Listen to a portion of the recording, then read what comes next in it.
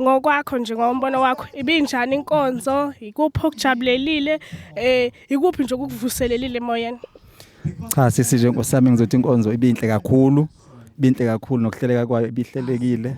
Esifisayo futhi ukuthi na next time ihleleke kube khulu kunalokhu ngoba sizwile sidlile njengoba ubuza nje ukuthi ikuphi okungijabulisile yizwi nomculo. Khona lelizwi ebelikhuluma lapha ebelithi kwakukhona umuntu owayeqhamuka phezulu owaye ehlaselwe izigcwelegcwele amaphara mhlambe ngolimi lwamanje.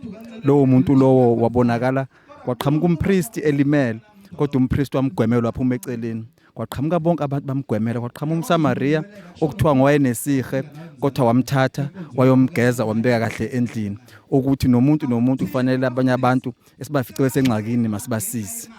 Hayi siyabonga kakhulu. Ungathini nje kumuntu ongakwazanga ukuba la noma umuntu ongathandi ukukhonza uthi nje yena hayi isonto nje cha uyabonga ungathini kuloyo muntu?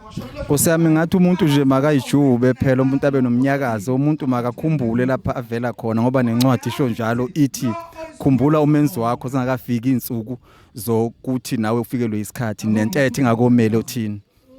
Hayi siyabonga.